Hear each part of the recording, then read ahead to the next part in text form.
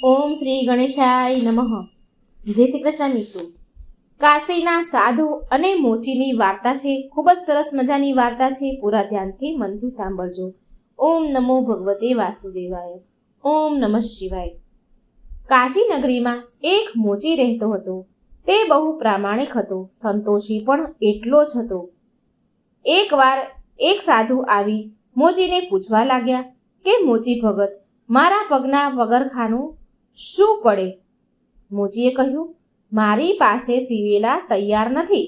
સાધુ કહે છે, સીવી દો તો શું લેશો? મોચીએ કહ્યું કે 1.5 રૂપિયો લઈશ. સાધુને નવાઈ લાગી. બીજાઓએ 2 રૂપિયા કીધા, પછી ઘટાડીને 1.5 રૂપિયા સુધી આવ્યા હતા. પણ આણે તો મૂળમાં જ 1.5 રૂપિયો કહી દીધો. સાધુએ પૂછ્યું, 1.5 તો કહેવાનો, પણ લેવાના કેટલા તમે મોચી? મોચી સાધુ સામે જોઈ હસવા લાગ્યા. તેણે કહ્યું, જે કહેવાના એ જ લેવાના મહારાજ. આપની ઈચ્છા હોય તો હું બનાવું. સાધુએ કહ્યું, અચ્છા બનાવું. ક્યારે આપશો મને?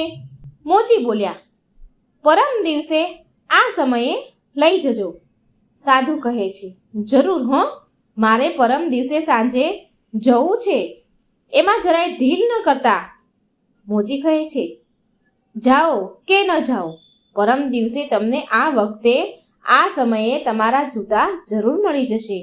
પણ સાધુને મોચીના વાયદામાં જરા પણ વિશ્વાસ ન હતો. બીજા દિવસે વળી એણે મોચીને ત્યાં આંટો માર્યો. મોચીને પૂછ્યું, મોચી ભગત, કેટલું આવ્યું કામ મારું? કેટલે પહોંચ્યા મારું સીવવાના જૂતા? કેટલે પહોંચ્યા? મોચીએ કહ્યું, તમે બેફિકર રહો મહારાજ, વાયદો નહીં ચૂકું. છતાંય સાધુને શાંતિ ન વળી. ત્રીજા દિવસે સવારમાં વળી સાધુને વિચાર આવ્યો, લાવને જરા મોચીને ત્યાં આંટો મારું. પણ આ વખતે તો મોચીએ સાધુની કિંમત કરી. તેણે કહ્યું, મહારાજ, તમને માણસ પારખતા આવડતું નથી. આખી દુનિયા જૂઠું બોલે છે એમ જ તમે માનો છો. ખાલી તમે ટાઈમ ન બગાડો. સાંજે આવી જજો, તમારા જૂતા તૈયાર હશે. સાંજે સમય પ્રમાણે સાધુ આવ્યા ત્યારે પગરખા બિલકુલ એના તૈયાર હતા. આ જોઈ સાધુ મોચી ઉપર બહુ ખુશ થયા. તે સમજી ગયા, મોચી સાચું કહેતો હતો, ખરેખર ભગત જ છે, કદી જૂઠું બોલતો નથી. સાધુએ તેને 2 રૂપિયા આપ્યા. મોચી પાસે છૂટા પૈસા ન હતા. તે પૈસા લઈને ઊભો થયો. તેણે સાધુને કહ્યું, જરાક ઊભા રહો મહારાજ, હું સામેની દુકાનેથી છૂટા લઈ આવું, પરચુરણ લઈ આવું.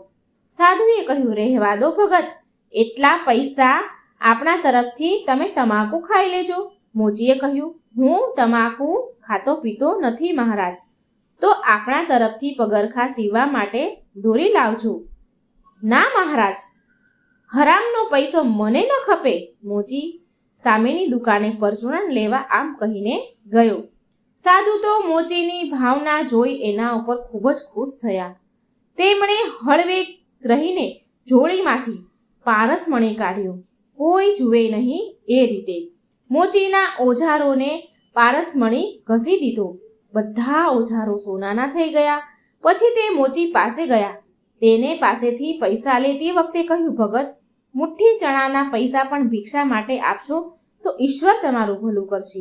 મોચીએ ખિસ્સામાંથી એક સિક્કો આપતા કહ્યું, લ્યો, 1 મુઠ્ઠી ચણા શું થશે? એ દુકાન તરફ ચાલતા થયા. 1 મુઠ્ઠી ચણા તો મારી પાસે છે, એમ કહી સાધુએ પગ ઉપાડ્યો. મોચીએ દુકાન ઉપર આવીને જોયું તો ઓજાર બધા સોનાના. તે સમજી ગયા કે આ કામ પેલા સાધુ મહારાજનું છે. મોચીનો જીવ બળી ઉઠ્યો. તે નિસાસો નાખી બળબડ્યો, અરે ભગવાન, હવે હું આ સોનાના ઓજારોથી કેવી રીતે કામ કરીશ? તેણે ઓજારો લઈને ઘરના ખૂણામાં મૂકી દીધા. પછી ઊંચે મૂકેલા ઘસાયેલા ઓજારો ઉતારી વળી પાછા કામે વળગ્યો. મનોમન એમ પણ કહેતા હતા કે ગમે તેમ પણ સાધુની ઈચ્છા તો આપણને સુખી કરવાની જ હતી. બિચારાએ 12 મહિના મજૂરી કરી ત્યારે માંડ નવા ઓજાર વસાવી શક્યો. એક વાર તે ભજન ગણગણતો નીચી નજરે સીવતો હતો. ત્યાં એના કાને કોઈકનો અવાજ પડ્યો, કેમ છો મોચી ભગત? મોચીએ જોયું તો એ પેલા જ સાધુ હતા. તેણે સાધુને કહ્યું, ઓજાર બગાડી નાખ્યા કે શું? ઓજાર બગડી ગયા હતા? એ જ ને તમે સાધુ મહારાજ, મારા ઓજાર બગાડી નાખ્યા હતા એ જ છો ને તમે? સાધુને નવાઈ લાગી. એમને તો હતું કે પોતાને ઓળખતા જ મોચી ભગત પગે પડી જશે, માન પાન કરશે અને ઘણો બધો આભાર માનશે મારો, પણ એને બદલે આ માણસ તો ઠપકો આપે છે. સાધુને વહેમ પડ્યો કે આ બિચારો સોનાને પિત્તળ ધારી બેઠો લાગે છે. તેમણે કહ્યું, મોચી ભગત, ઓજાર બગાડ્યા નથી મેં, સોનાના બનાવ્યા છે. ક્યાં છે એ? ક્યાં નાખી દીધા તમે એ ઓજાર? મને ખબર છે મહારાજ, સોનાના છે, પણ એ સોનું મેં મારા બાવડાના બળથી ઓછું મેળવ્યું છે, મેં મારા પરસેવાથી નથી મેળવ્યું. આવું કહ્યું? આવું મફત સોનું મારે શું કરવું? એ પડ્યા ખૂણામાં મારા ઓજારો, તમે પાછા જ લઈ જાઓ. સાધુએ મોચીને શિખામણ આપતા કહ્યું, મોચી ભગત, તમને કશી ગતા ગમ નથી. સોનું વેચીને પૈસા બનાવો ને મજા કરો. આ કાચી દુકાનને પાકી કરો. કામ કરનાર માણસો રાખો. બેઠા બેઠા ખાઓ ને લેર પાણી લાડવા કરો. મોચીએ પૂછ્યું, ભગવાને આ હાથ પગ આપ્યા છે, એનું શું કરું મહારાજ? નવાઈ ભરી આંખે સાધુ તો મોચી ભગત સામે તાકી જ રહ્યા. મોચીએ કહ્યું, સાધુ મહારાજ, ભગવાને હાથ પગ કંઈ બેઠા બેઠા ખાવા માટે નથી આપ્યા, કામ કરવા માટે આપ્યા છે. આ સાંભળી સાધુ મહારાજ બોલ્યા, મોચી ભગત, સાચી વાત છે. ભગવાનને કામ કરવા જ હાથ પગ આપ્યા છે. હવેથી હું પણ હાથે કમાઈને જ ખાઈશ ને તમારા જેવો જીવનનો સાચો આનંદ મેળવીશ. સાધુ કોઈ ઊંડા વિચારમાં પડી ગયા હતા. પોતાના કામે વળતા મોચીએ સાધુને પૂછ્યું, કેમ મૂંગા થઈ ગયા તમે?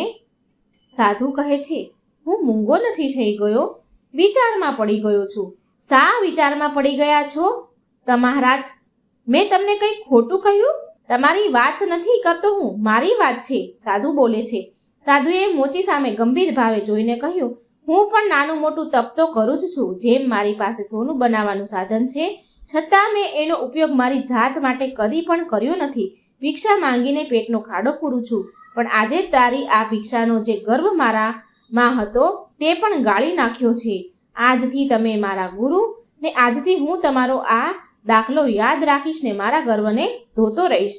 મોચી કામ કરવું ભૂલી ગયો અને સાધુની પીઠ પાછળ જોતો જ રહ્યો. કામે વળતા બબડ્યો, આપ